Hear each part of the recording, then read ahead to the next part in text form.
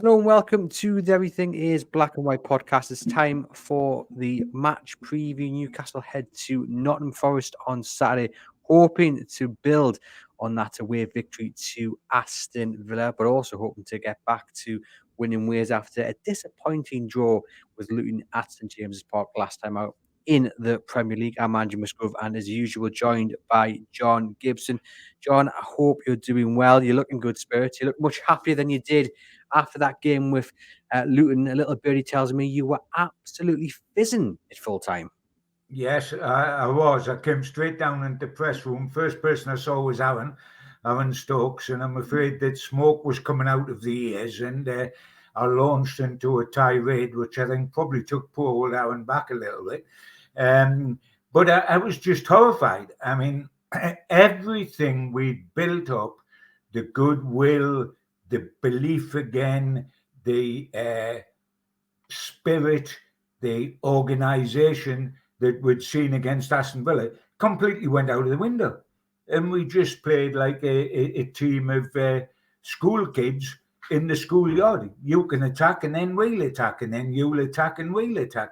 And, when you consider that we're playing catch up, but we believe we can still get into Europe, and the hierarchy still talk about us getting into the Champions League, not just Europe. And we play at home to Luton, whose sole purpose this season is to stay in the Premier League. Nothing greater than that. And good for them because they're a bright young club that's having a dip, but that's the limit of their expectation. It's lower than ours was when we had Steve Bruce and Ashley. And to play them with 50,000, the background the way we had, to score 4 goals at home and not win is absolutely horrendous. And by the way, we deserved what we got. And I don't mean the fight back for a point. I mean the failure to get 3 points. I think in many ways, listening to you there, John, it's just kind of popped into my mind. A good way to explain how Newcastle performed against Luton on Saturday was that they performed like Luton, like relegated, threatened Luton. That's And of that is course. not where Newcastle want to be, nor where they No, should be. So that is probably the best way to explain it and explain why so many people were so disappointed with the result. And we're going to lead straight into one of the main reasons Newcastle didn't pick up all 3 points on Saturday. And our listeners and viewers will know exactly where we're heading to. It has been the debate, the topic that has been raging for the last few days. You've probably heard a million different takes on it. Well, now it's time to hear John Gibson's take on it. Mr. Dan Burn, does he start against Nottingham Forest on Saturday, John? oh, please, no, no. For the lad's sake, for the team's sake, for Eddie's sake, for the supporters' sake, for the sake of the atmosphere with the fans and the team, please don't. And that's for Dan's sake as well. I mean, I've said for a long time that I never see him as a left back anyway. I see him as a centre half, and his build's all wrong, his pace is all wrong, etc., etc. But Eddie sees him as a left back, and so it is. But it's all right being loyal. It's all right seeing his plus points, big heart, Geordie, defensively minded, all the things Eddie sees and justifies playing him. But really, we've got to face facts. And the facts are that in the last 2 games, we have seen why Dan Burn should not play left back. He played well early doors against Villa, but if he's playing against either a winger with dancing feet, or B, a winger with pace, he's in trouble. And in the Premier League, loads of wingers have got one or the other. Now, when Aston Villa brought on Bailey at Villa Park, we are comfortable. We're 3-0 and comfortable. All of a sudden, he's got dancing feet, he's clever, etc., etc. He starts taking Burn to the cleaners, and he produces the cross from which Ollie Watkins scores, and they're back in their ascendancy fleetingly at that stage. Now, all credit to Eddie Howe. He then saw that and immediately acted upon it. Brought Livramento on to play left back into Bailey's face and went to his 3 centre halves which kept Byrne on the pitch, but took him out the firing line with Bailey. Bailey still did okay, more than okay, but Livramento got a grip of that, and we survived and we won. Now, what I can't understand, and I'm not having a particular go at Eddie because he's done terrific since he's come here. Absolutely terrific. But facts are facts. Next up is Luton. They have the fastest young winger in the Premier League. I think he's second fastest on stats in the Premier League. You know he's playing outside right. Tell me why you then play your slowest player at left back in direct opposition to him. You've got the paciest winger in the Premier League against the slowest fullback in the Premier League. Outcome, not a shock. Well, I did reference that in Monday's episode with Aaron that I can't understand why, after you've done the homework, you've done the prep, you've scouted them, you've got the dossier, why you then stuck with Dan Burn, knowing that this chap was going to be on the right wing and going up against him, knowing what attributes he's got. Eddie Howe, of course, was asked about it in the post-match press conference on Saturday, and he said it was because Luton are good at set pieces, they're good in the air, and that was why Dan Burn got the nod. I mean, what do you make of that? Because, I mean, they scored from a set piece, so it didn't work. I'll tell you what I make of that. First of all, if you play left back, you do the left back's job first. And he wasn't capable of doing the left back's job at all. And secondly, if you justify playing Dan Burn because he's big and they're good at set pieces, it off worked on their first equaliser, didn't it? Their first equaliser was a set piece, a free kick. We live in the land of the Jolly Green Giants with Botman and Byrne and Shaw. We can mark up. We know how dangerous they are on set pieces. That's how we got beaten at Luton. At Kenilworth Road, their goal come from a set piece. So we know they're dangerous. We're playing Byrne, according to Eddie, because he's good in the air on set pieces. We didn't look too clever on that equaliser, did we? The ball was played to the back post, played back in, and a free header for the guy. The point is, if you're the size of Gray's Monument, you're not supposed to move like Gray's Monument. You're actually supposed to move.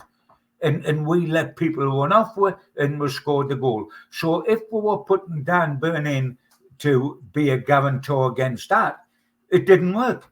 And then when it come to plan B, which is him doing the left back's job, it didn't work again. I don't want to make it just Dan Burn's fault. I hasten to add, but we've got onto that subject because it is the topic of conversation.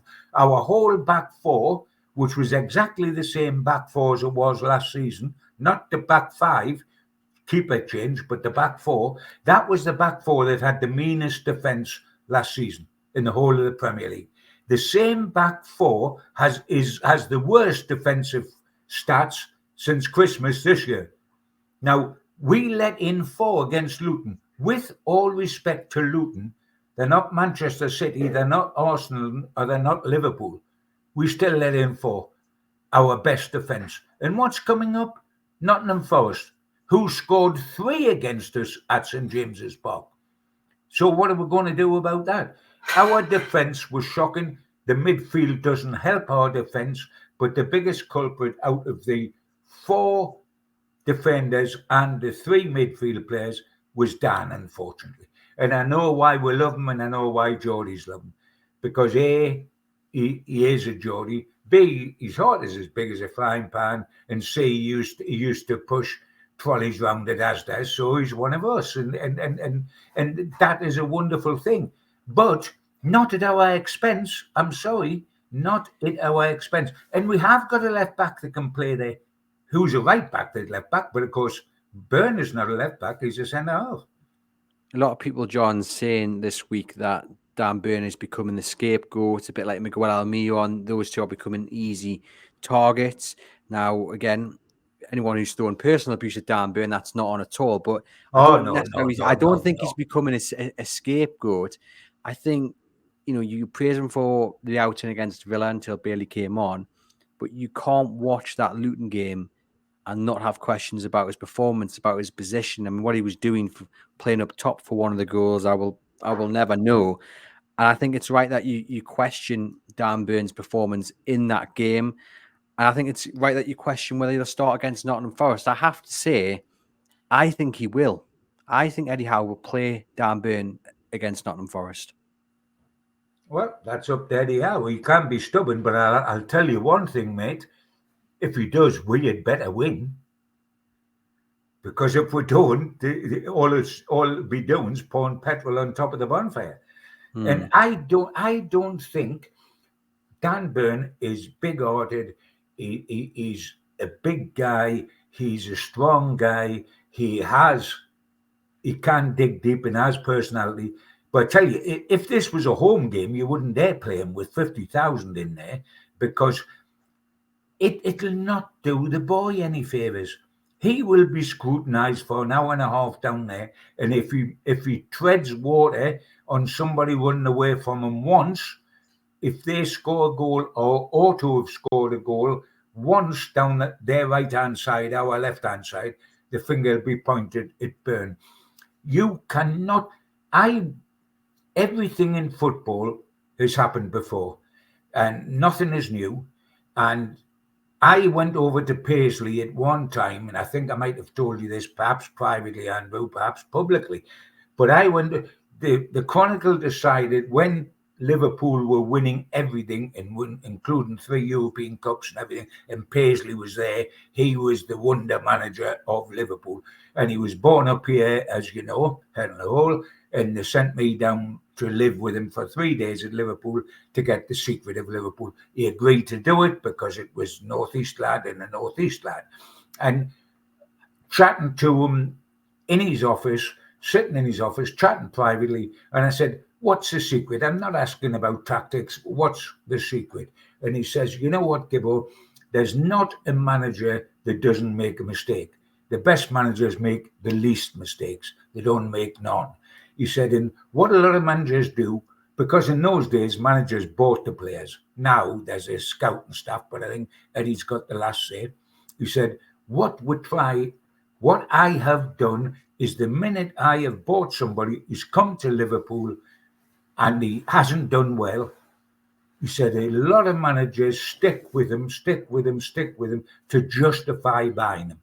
And it suddenly becomes a carbuncle on the end of the nose sort of thing. He says, the best thing you do is forget him, pull him out, and then bring him back a lot later or get rid. But don't try to justify every signing by persisting when that person is either in a dipping form or is infinitely not good enough. Dan Burn is a centre-half.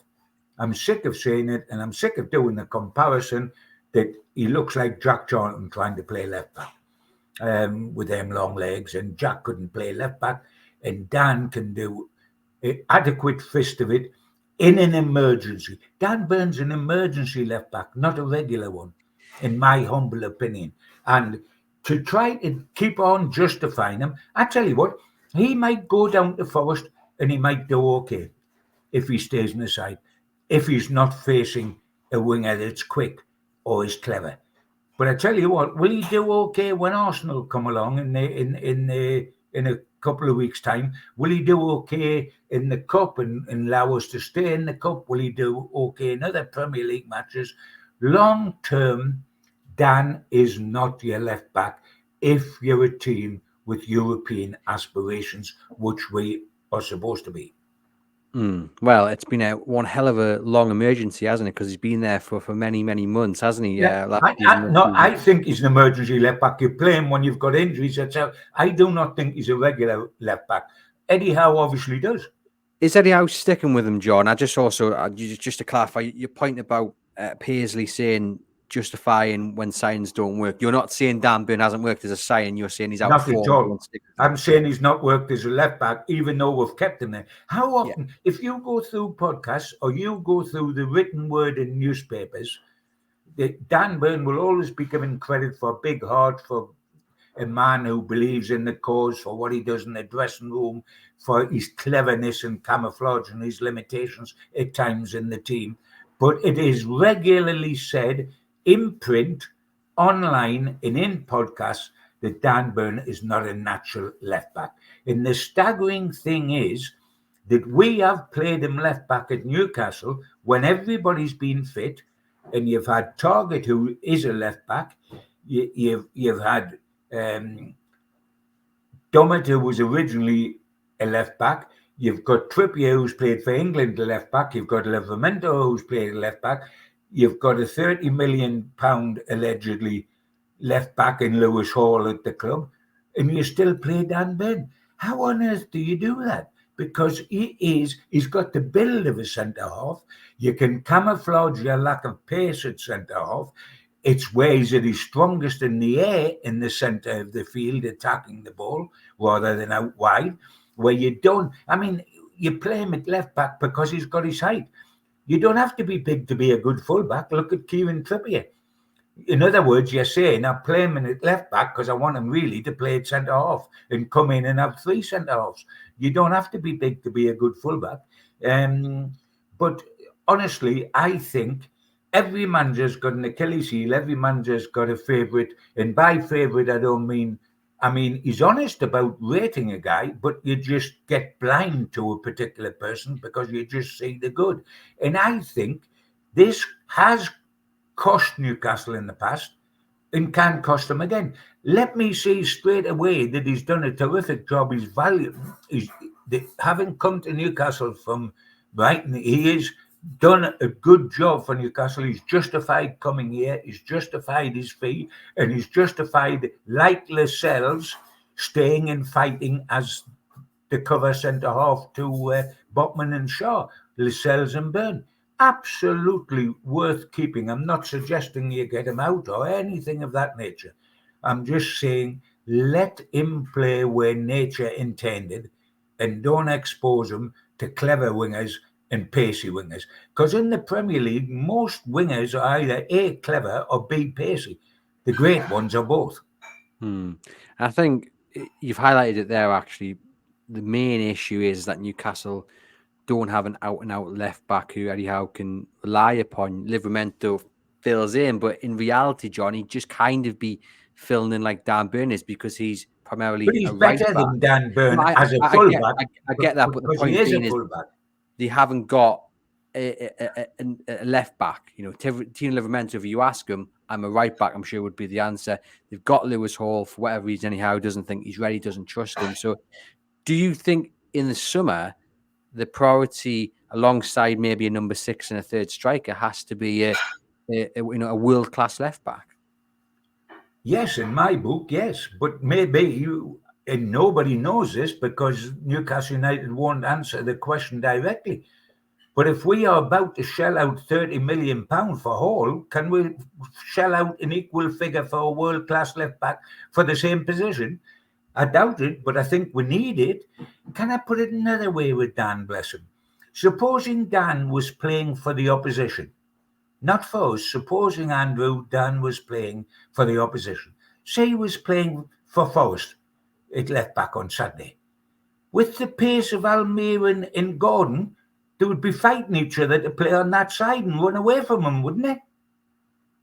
Yeah, I get the point you're making. And if it was me picking the team, I would take Dan Burn and drop him to the bench because he is probably going to go against Elanga, who embarrassed him up at St James's Park the last time around.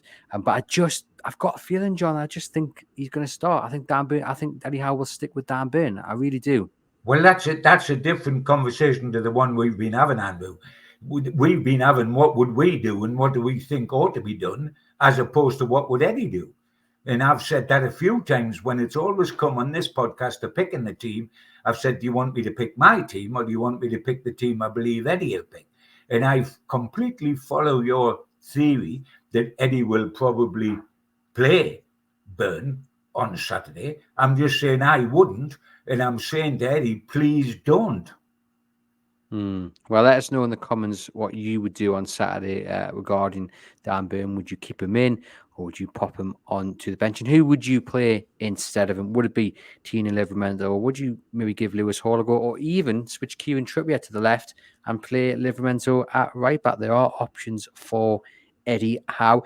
Now, John, the other topic we need to talk about are the midfield issue, rather, and we have spoken about it. It seems like we speak about it every single week, but it was back to being not very good against Luton on Saturday. I did think against Villa, there were times when it was the Newcastle of being too open in the midfield, but the wind kind of painted over the cracks against Luton. It was there for everyone to see. Ross Barkley having another absolute stormer. Now, Newcastle were overran against Forest in the fixture appearance in James's Park. They can't allow that to happen again, because you feel with the likes of Morgan Gibbs-White and the other players that Forest have got at their disposal, if Newcastle are once again caught short in midfield, that might be the battle that they lose that ends up, going in Forest's favour and 3 points remaining in the East Mids. Well, as I said earlier in this podcast, Andrew, part of everybody said, well, if you've got a defensive problem, it's a back four and a keeper. If you've got a problem where you don't score goals, it's your centre forward. It's not as simple as that. The great Liverpool sides of yesteryear defended from the front. You know, one of the best defenders when Liverpool didn't have the ball, Ian Rush. He was the centre forward. He was the record goal scorer, but he dropped into space. He harried when the opposition had the ball. And this back four is not being helped by the current midfield in front of them, because I look at the midfield, and I've looked at it a lot, Andrew, because we've talked about it a lot, and we got away with it with Villa. We certainly did not get away with it against Luton. And, when you select the team, when any manager selects 11 players to play for the team, you don't pick your best 11. You pick the best blend. You don't pick your best 11 players ability-wise because they may not go. You don't, for example, in long gone days, you wouldn't pick Jinky Smith and Tommy Craig and Terry Ibbott from the 70s team. You wouldn't pick them as your midfield because you would lose 8-7. They're brilliant on the ball going forward, but nobody can defend or tuck up. And that's the dirty work that was done by somebody like Tommy Gibb. Now, the three we have got in midfield, and they've been in midfield regularly, game after game after game, because we're so down on bodies in midfield. I think all three are basically good technicians, but they don't complement each other. If it was a jigsaw puzzle, they wouldn't fit together, because they all are good at doing the same thing. Going forward, looking for the space, probing round the box. Bruno wants to do that all the time, bless him, with his Superman cape on. Obviously, Sean Longstaff's been told to do it and can't finish and score goals, as he scored 2. And Miley plays the way Miley is. He's a 17-year-old boy. You've got to play to his strengths. But they're good technicians, but they go forward. And they all go forward together. For goodness sake, we used to have, when they won the championship in the 60s, we had a halfback line, as it was known then, as Anderson, McGrath and Eiley. Now, Anderson and Eiley were exactly the same sort of players. Both attacked it, neither could defend. But Harvey got them that if one went forward, the other sat. And then the other way on, fine. But they both didn't go forward. They all go forward, yeah. The holes at the back. No wonder somebody like Barkley looked as if he should be back in the England team. You'd think he had B.O. I mean, he stood by himself in the whole game. And if you've got his natural ability, which he has, he's going to cause you big trouble. I tell you what, Bruno in Barkley. Bruno said to Barkley, when you've got the ball, you can play. I'll not bother you. And then when I've got the ball, you don't bother me. And in the first half, that's the way that was. So it was 2-2. But Barkley kept going, and Barkley ran the show, as he ran the show down there. But our midfield three do not complement each other. We miss desperately the breaking up that is done by Joe Linton. Big, powerful guy. No, you're not going to get past me. I'm going to wedge you. I'm going to do this, that, and the other. I'm going to win the ball and drive forward. We even miss the athleticism of Willock, who brought an extra dimension to it and could get back and fill in as well as go forward. And those two are huge misses. These three are, as a threesome, well past their sell-by date. They need breaking up. But they can't be. How are you going to break them up on Saturday? Who are you going to play in there? Unless you go and play Shaw in there, or unless you go play Hall in there, or one of your wingers. That ain't going to help you defensively. Well, It's I was gonna say, John. I mean, there are two options that I've got written down here, and I will get onto that in just a moment. But it's really interesting you mentioned there what Joe Harvey did back in the '60s with the players.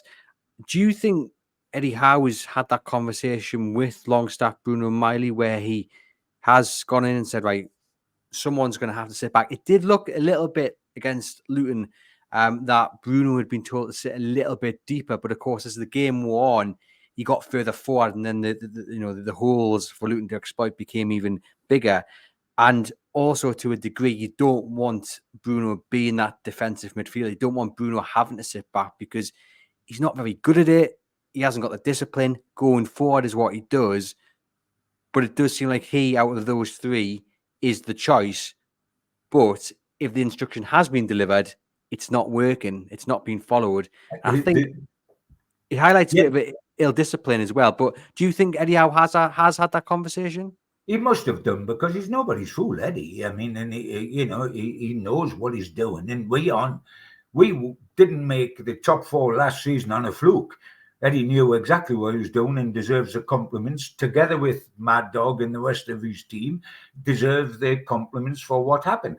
But one of two things is happening here. He's either not having that conversation, and I don't think that for a moment. And I also don't think that the three are ignoring what he's saying. I think you hit the nail on the head in passing there when you said with Bruno as the game goes on. I think he just forgets what he's been told. In the urge to get Newcastle ahead, to win the game, he starts coming and pouring more and more upfield as the game. I think he was the one told to sit. Longstaff was certainly the one told to get forward because he can finish, and he got into positions where he got the 2 goals. But Bruno, I think, will start with that discipline. But if the match goes on and it's not going well necessarily, that he just forgets the discipline. It just goes out. And he's so anxious for Newcastle to win, he tries to drive us on. Now, a typical example for me, and I'm not hardly going to have a go at Sean after the 2 finishes he produced against Luton, because it was sublime. But my midfield was summed up for me when I looked at the score at 2-2 at half-time, and I thought, what am I thinking? And I thought, Sean Longstaff, bless him, has just summed up Newcastle's midfield. On the plus side, he scores 2 superb goals with great finishes.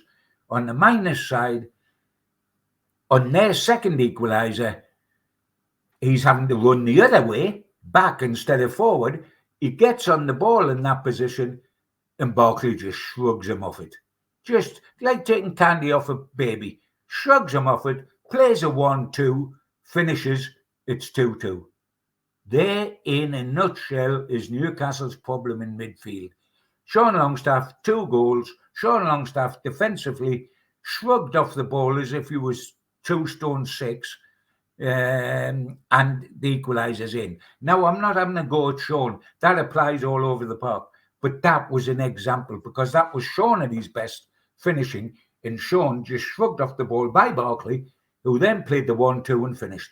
And that's our trouble in midfield. And you know what's really worrying?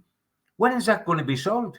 Because you've got a couple answers there, but the best way of solving it is Joe Linton or Willett. Now, we're not going to say Joe Linton. How long are we going to wait for Willett? But at the moment, what can he do on Saturday that will improve those 3? And you're going to tell me now, because you've had a little think. Yeah, and I'm going to tell you, knowing fair well, that Eddie Howe will not pick either of these 2 options. One of them, as you say, was to play Lewis Hall, drop Lewis Miley out, play Lewis Hall, and allow Bruno Longstaff to do what they do going forward. And Lewis Hall, who can't play as a defensive midfielder, can drop him. But then, as we've said regarding the left-back situation, if Eddie Howe doesn't think he's ready to play a left-back, which is his primary position, there's not a chance in hell he's going to play him as a defensive midfielder, and especially when the need is so great. So that was one idea. I'm already writing that one off. The other option, John, is maybe you play 5 at the back. You remove one from the midfield, from the 3 across the middle, and you play 5 at the back. So put Dan Burn as the third centre-back, Livramento as the left-back. You then have Bruno and Longstaff. Now, I know what we've just said there, neither have that defensive discipline, but maybe 5 at the back, you can maybe account for it a little bit more because you've got an extra body at the back. I don't know what you think about that idea. And again, I say it knowing farewell. The lineup is going to be pretty much unchanged in my view. The formation is going to be unchanged, but I'm just trying to find a solution amongst not many ideas at all, really. Yeah. I mean, I can follow your 2 things. I don't think he'll do the whole one because I honestly don't think he fancies Hall. I mean, I really don't think he fancies Hall. And if you don't fancy Hall at the left back, are you going to fancy him in midfield? I don't think so. If 5 is a possibility, he doesn't like playing 5s. He likes playing a flat back 4. He doesn't like a 5, but needs must at times. I tell you what, it would be a better way of employing Burn than the way you're suggesting he will employ him. And I think you're probably right, which is at left back. You'd be better in a 3. Do you do it that way? Yes. To some people, you could. They would suggest you can put Shaw in there because he's obviously defensive minded and he can use the ball. But then you haven't got Lascelles to play in Shaw's position. You'd have to go with 2 lefties perhaps, or Kraft. Or you could play Kraft midfield. I'm getting silly now, but he's played there for Sweden. Well, and I'm getting silly now in as much as we know none of these are going to happen as far as Eddie's concerned. Well, this is the sign of how desperate we are. We're going to, you think about it, you're going to have the same keeper, you're going to have the same back 4, you're going to have the same midfield 3, and then it's just what happens up front because of Gordon injury. What stage are we at with that? Isaac not going to be ready. Is Wilson ready to start? Can Gordon start, or is he out? There you risk Barnes to start. The only discussion really is going to be in the front 3, though there's a lot of problems in the back 4 and the middle 3. Yeah, I guess it just comes down to the fact he hasn't got the personnel to change it, especially in that midfield 3. I mean, if we're talking about defensive discipline not being there, and this sounds very strange, I can hear how this is going to sound, but we're talking about Bruno not having the discipline, and Fabian Schär definitely doesn't have the discipline. He just roams forward at will. I mean, he was at fault for the second goal against Luton, giving the ball away after roaming into their half. He's had a tremendous season. I'm really happy to see him signing a new deal, but I just wish sometimes he wouldn't maraud forward so willingly, because this is the thing that I think actually, above all else, has really bothered us, John. He's always done that, but there's been cover. Dan Burn has always been vulnerable against a pacey winger, but there was usually cover. Now, with Joe Linton being out, that's not there from the midfield, but also there just seems to be a lack of, I don't know what the right word is, kind of unison at the back. What we saw last season covering for each other, it's not there. Maybe it's down to Nick Pope being injured. Is Dubravka organising the defence as well as Pope? I would say probably not, but I mean that's a little issue in the grand scheme of things. The defence still should be working as well as it was last season because they've worked so well together as a 4 before. So why isn't it happening now? I don't know about you. Do you feel like that's missing that cover that was there last season when things were going wrong? I think that's a very good point, and I think because Newcastle at the height last season played in a tandem. Trippier and Almiron went up together, come back together. I mean, Almiron was always he's hardly going to be Norman bites your legs Hunter, but he's going to come back and irritate the winger who's trying to break and get in the way and help Trippier out that way. Then they both attack together. I mean, Burn needed help on that side. Mind, he got none when Maxi was playing on that side. Maxi didn't come back and help, but he needs the winger in front of him to be defensive minded as well. Almiron on that side coming back would be a great help. I'm not certain that Gordon is consistently the help that Burn requires.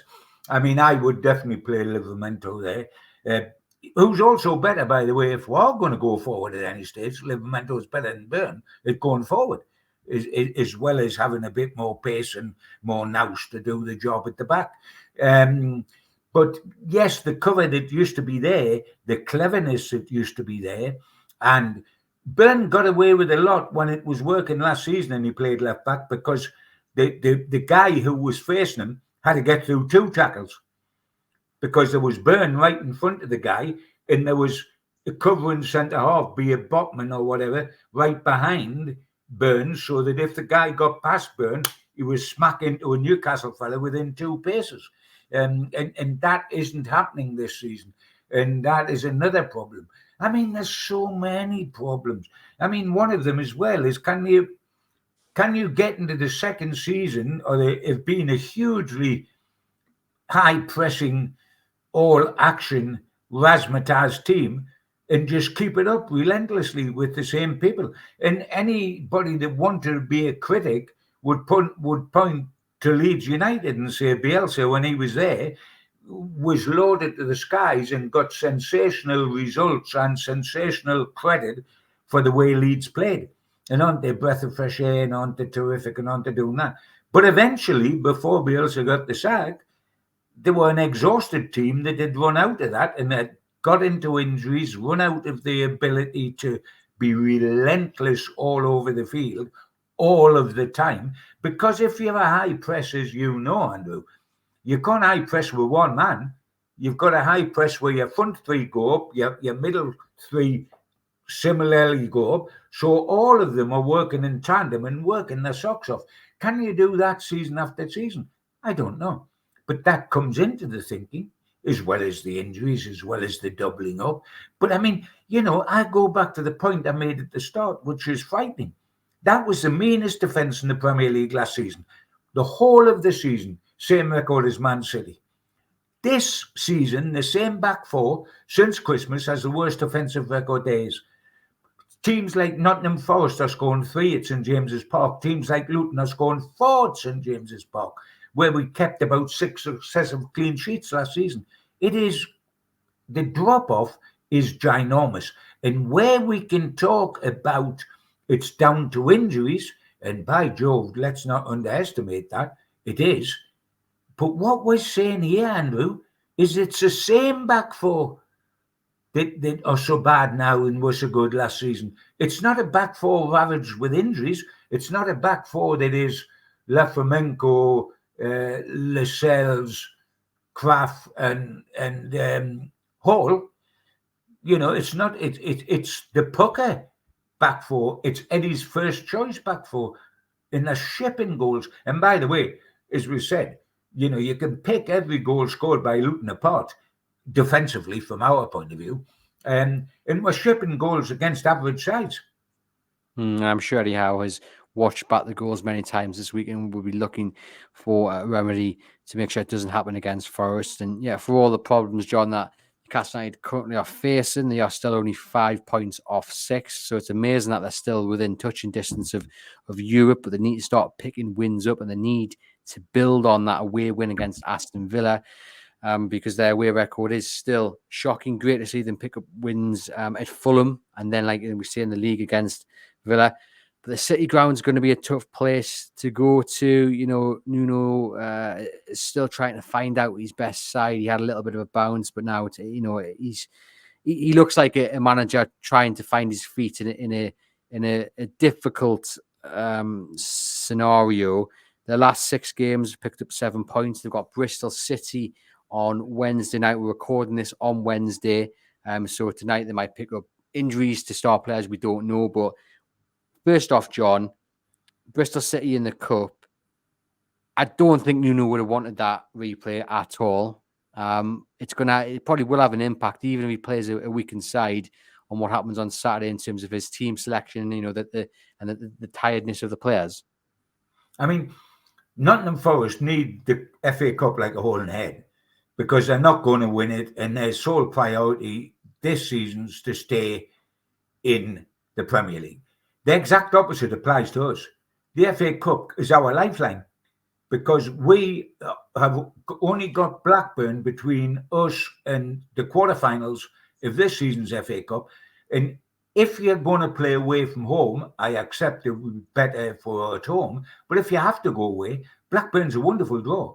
They're worse championship side than Sunderland, and we won 3-0 at Sunderland. So, we have a great chance of making the quarters. We need the FA Cup desperately. Forest do not need the FA Cup at all because they're not going to win it. They're going to go out the next time they meet a decent side, even if they win tonight, etc., etc. They just want to get on with staying in the Premier League. And they've got to look at this match on Saturday tea time, and their manager will be saying, we won 3-1 up there. We want the double. Now, when we looked, having come out a very bad run of games, which ended with Villa, bad like playing top sides, we said, right, we can still get into Europe, in probably not the Champions League, but the one of the minor European competitions. But to do that, we need at least 7 points out the next 3 games, which was Luton at home, away to Forest, Bournemouth at home. Now that still applies, but because we only got a draw with Luton, to make that total of 7 points, we've got to win at Forest and beat Bournemouth. So all of a sudden, the draw at Forest, if it happens, is not a great result because then we've only got 2 points going into playing Bournemouth. So we've put the pressure on ourselves hugely down there. And I mean, I was startled by how comfortable they won up here, Forest. I mean, and they've got a couple of good midfielders, as you say. I mean, they haven't got that wonderful Alan Shearer-like hat-trick centre forward, who's out for 8 weeks, injured. But they will be difficult for us. They've got a goalkeeper who we remember, who will be playing against us, Sells, who, if you blinked, you missed him. I think he played 9 league games for us, and they were all in the Championship under Benitez. And from what I remember of him, I'm quite happy for him to be playing in goal against us this weekend. I mean, the question is, does Wilson start? Does Gordon start? Does Harvey Barnes start? And that's all the 3. They're the 3 questions to be answered. The 4th one is, of course, the left back. But we've discussed that at length. But otherwise, the changes are, does Wilson start? Can Gordon start? Because he does start if he can. And can Barnes start if Gordon's out?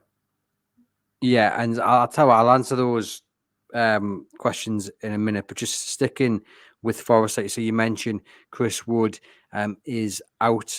You mentioned the fact that Sells, former Newcastle United goalkeeper, has signed for Forest, so maybe he will start on Saturday against Newcastle. But they have had 2 players return to action. Their last game out was 1-1 in the Premier League against Bournemouth, and Awani up top, who looks a really good striker. He's had a torrid time of injuries of late. He returned to action. Alanga, who was also missing in return. So 2 really exciting players and 2 players who, if they're on the day, John, will give Newcastle a bit to worry about. And Newcastle are really going to have to be wary of these players. And then, like you say, you chuck in Morgan Gibbs-White. There is a threat from Forest, from the midfield and up top. Oh, there's no question. I mean, we've got plenty to worry about just looking at our own side without worrying about looking at the Forest side. But it's absolutely true. They've got clever. They've got the sort of forwards that you looked at Luton and said they'll give us a problem because their centre forward was some unit. What a big strapping lad he was, and did he ruffle our 2 centre halves up? And they're flying outside right. They had people for all the club at the wrong end of the table to fighting us. Forest have got people, you just mentioned them, to fighting us. May I recall the fact that we played in the Champions League this season and are supposed to be going for Europe again, and we're getting worried by what Luton and Forest, who are at the bottom of the Premier League, have got that might test us. We shouldn't be worried about them. We should have far too much for this club. But I tell you what, Luton took 4 points out of 6 against us, and Forest already have 3 points, and Bournemouth next up already have 3 points. I think we've dropped a little bit in the pecking order from where we were last season. There's reasons. I'm not having a go. I'm just stating facts. I tell you what, though, it's also just a case that you can't underestimate these players. I mean, the three I mentioned there, yeah, I think they could do a job in this Newcastle United squad. I mean, Morgan Gibbs-White was linked with a move in January. He's a top player. Langa has been really impressive since moving to Forest. You know, these are players who, yes, might be playing for a relegation threatened side, but don't turn your noses up with them, and certainly do not underestimate them on Saturday if indeed they do get through the FA Cup replay with Bristol City. You mentioned there the selection issues, John, for Newcastle. We've spoken about Dan Burn. Us two would take him to the bench. We don't think that'll happen. We think Eddie Howe probably will pick Dan Burn. I think if Anthony Gordon is fit, he'll play Anthony Gordon and Miguel Almiron on the right. I would be tempted to play Harvey Barnes and Anthony Gordon, move Gordon on. Well, yeah, move Gordon onto the right and Harvey Barnes onto the left, because I think they're your two most prolific wingers. But I don't think that's going to happen. And I think Wilson definitely will start up top. I thought he got. People weren't too impressed with him against Luton. I actually thought he did okay. He came on and he offered a physical presence. He was getting himself about a bit. You know, he certainly rattled the Luton defence more than any other player did, I thought. So I think he will start, and it's good to see him back. That's a real positive. I think I'm excited to see Callum Wilson back. Hopefully, he'll be back for good. But I think he'll start against Forest, and fingers crossed he can get on the score sheet. I don't think there's any option but from the start against Forest, because Isak isn't going to play. Gordon is doubtful. And by the way, is twice a player playing out wide than he is playing through the middle. So I don't think there's any. And Wilson, as you say, ran about, looked fit, not necessarily match up, but fit. And I thought he did okay, as you said. I thought he did okay. And I think he is an absolute certainty to start. So the point is, if he starts, and it'd be his first start in quite a while because of the injury, there will risk Barnes starting as well, because two of the three will be a tad rusty. Or do you bring Barnes back on from the bench? I suspect you bring Barnes back on from the bench unless Gordon doesn't make it.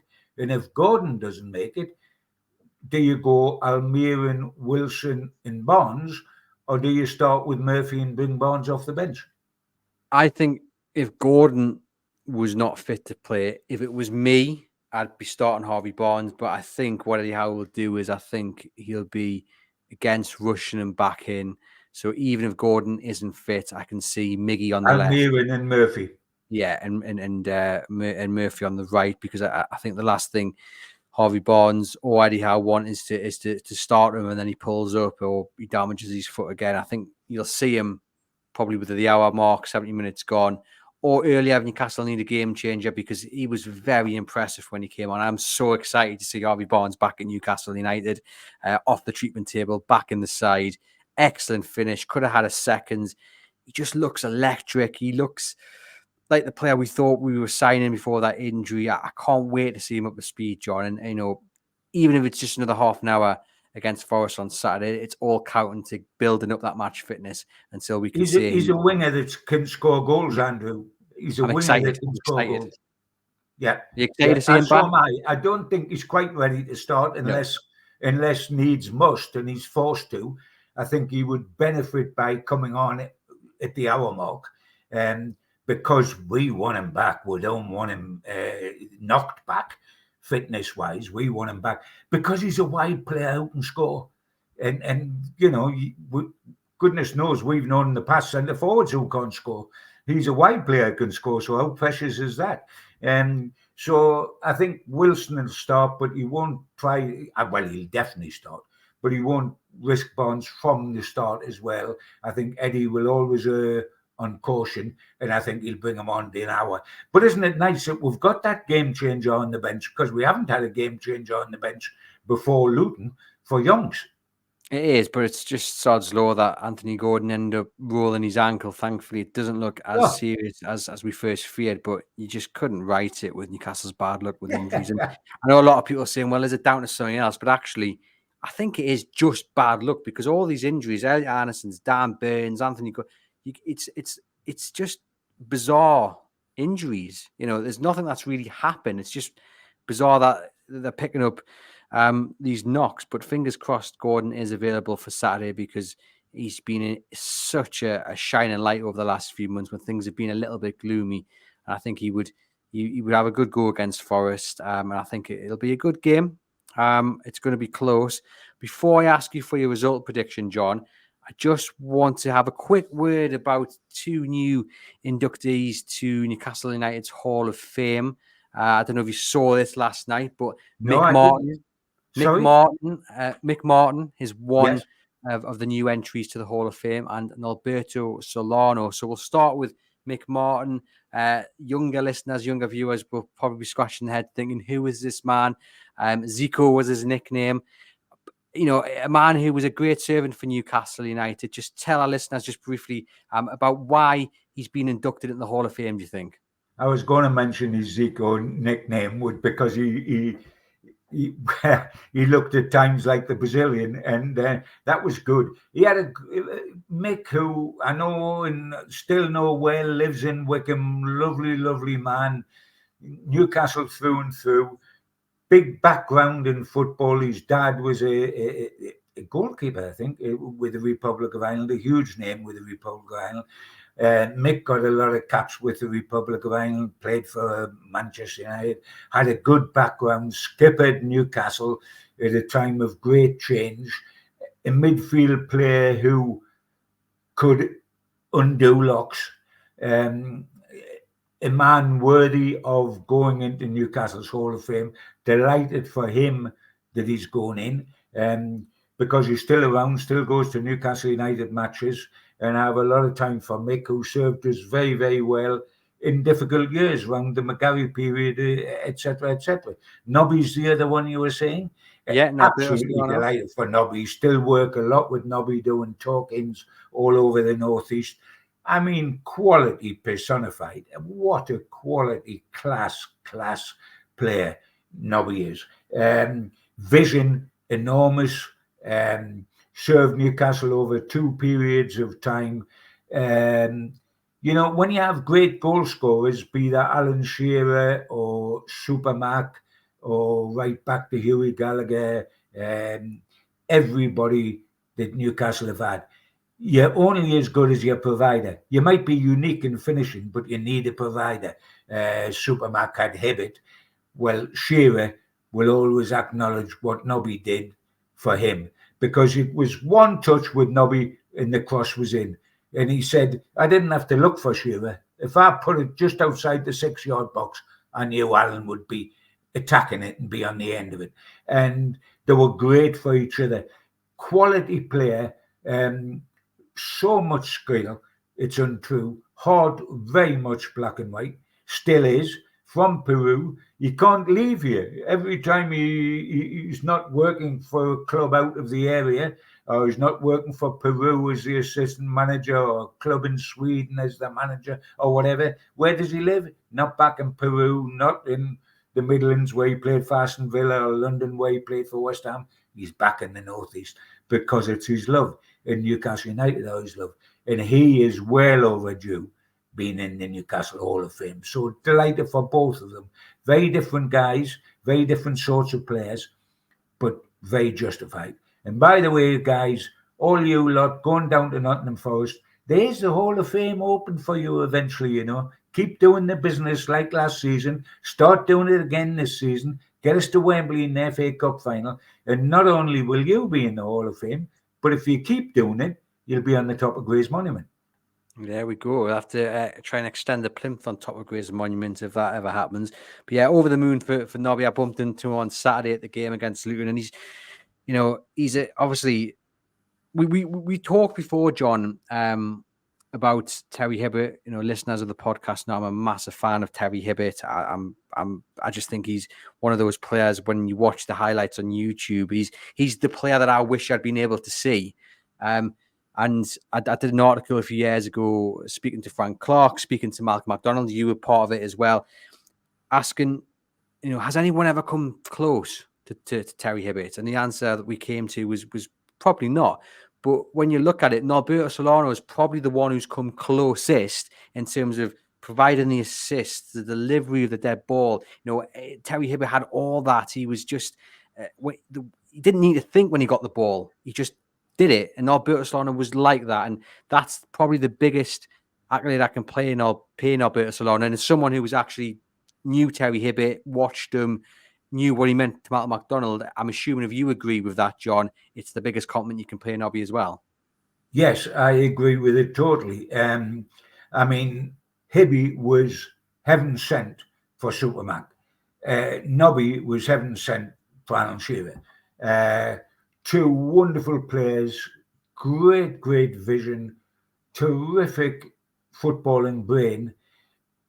The slight difference, and there's always minuscule difference, I would think Hibby was slightly the better at being creative, and I'm talking minuscule because they were both super talented at it, but he was slightly better.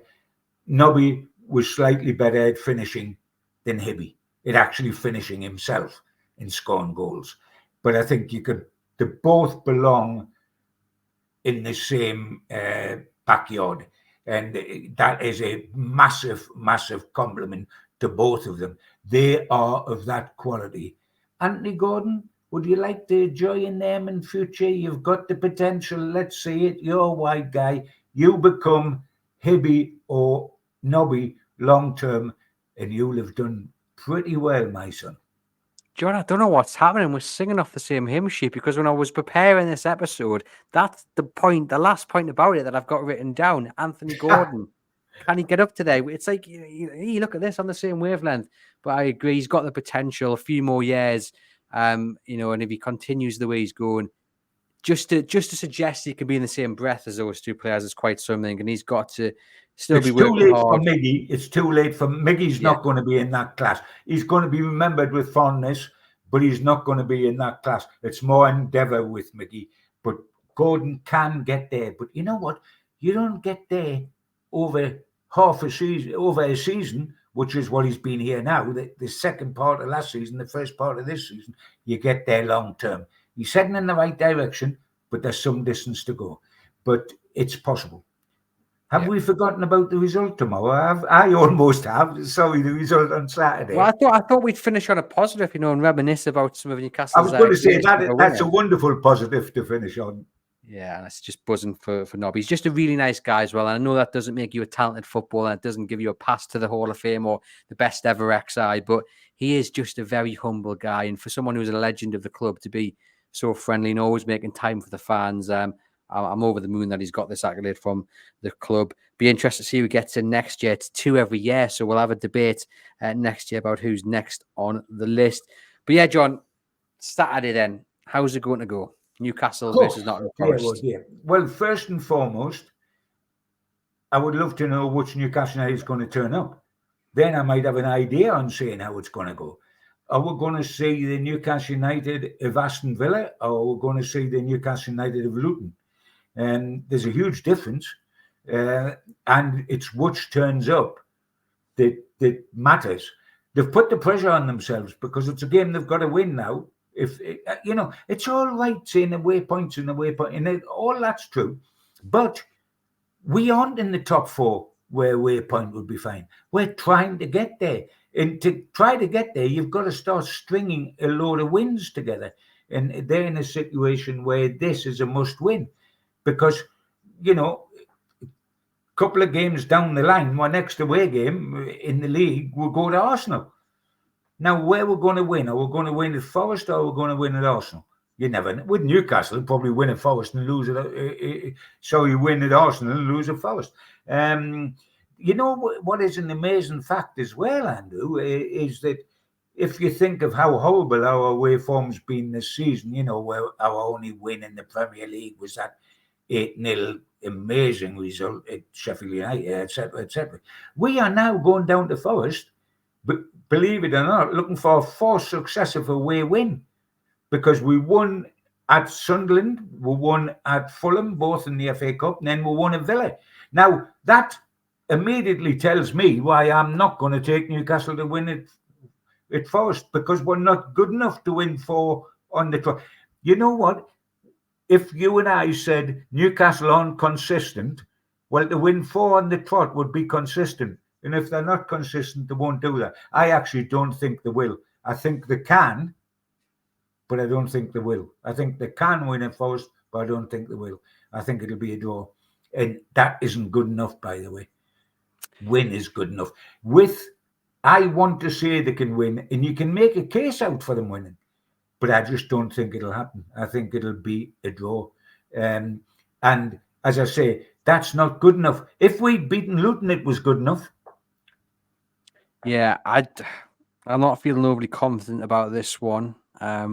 If indeed Eddie Howe does stick with Dan Burn, we have to hope that Dan Burn does what he's done before when he's had a bit of criticism, and he usually bounces back quite strongly. So that's given me some, let's call it blind faith in that decision. Do you know? I don't know. Something's telling me Newcastle are going to get beaten. I don't want to say it out loud and depress our listeners even more. I know, John. Yeah, I'm sorry. I think Newcastle are going to get beat. I've just got a horrible feeling. Well, a draw is as good as I could go for, and I'm saying that in the main because I don't think they're very good. But I tell you what, they beat us 3-1 up here. So, it's tough.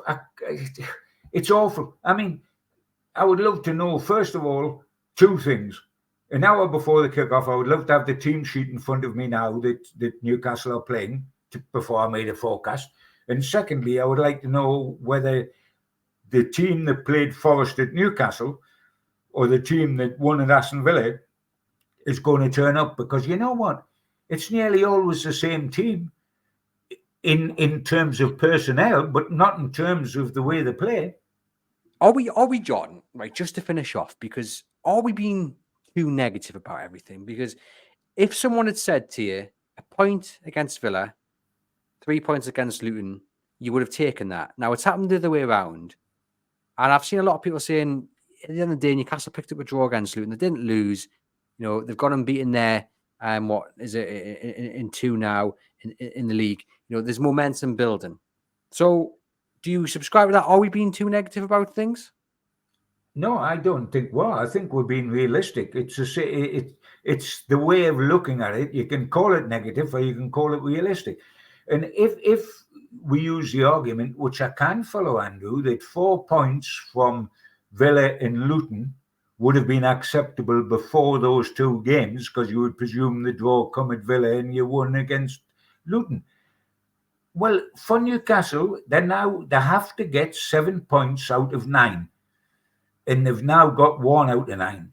So if the result was the wrong way around against Villa, they've got to do it this time. They've got to beat Forest to have any chance of getting 7 points out of 9, because they've just got 1 against Luton. Now, if you're saying we're being too negative, let them go and win at Forest, and then we'll say, well, we've got 4 points out the game away at Forest and home to Luton, and that's acceptable. But to make it acceptable, we've now got to win at Forest, where a draw would have been enough. The pressure's on. They're capable. I've got to keep saying that, because if you remember what last season, look at the back 4. They're capable. Look what they did last season. And then look what they did against Nottingham Forest up here and against Luton up here. Frightening. Please, which Newcastle United will stand up? Will the real Newcastle please stand up and identify themselves? Yeah, it sounds like an Eminem rap song that our listeners will know exactly what I'm talking about. John must be having it on his MP3 player. John, thank you as always for popping onto the podcast, providing the match preview. Now, to you guys listening, we're going to come. This episode's coming to you on the Wednesday, because on Thursday, myself and Lee Ryder are going to be bringing you a new series called An Hour with Lee Ryder. We're going to bring it to you every Wednesday, but because of shifts and stuff, we're having to record the first one on Thursday, so it'll be out on Thursday. Next week, we'll be back to business with John's episode out on the Thursday morning. He'll be with Aaron Stokes next week, though, because I'm off on my holidays. So hopefully I can enjoy the Forest game and enjoy a week of celebration before I return up to the Northeast to see Bournemouth at St James's Park. But yeah, this is coming to you a day early. Hope you guys don't mind that. Hope you guys enjoyed the episode. If you're on the podcast channel on YouTube, hit thumbs up, give the channel a subscribe. And if you're on the podcast channel on Apple iTunes or Spotify, leave us a rating and review and share the pod. As always, it's a pleasure talking about Newcastle United with you guys. And for myself and John, we'll see you guys very soon.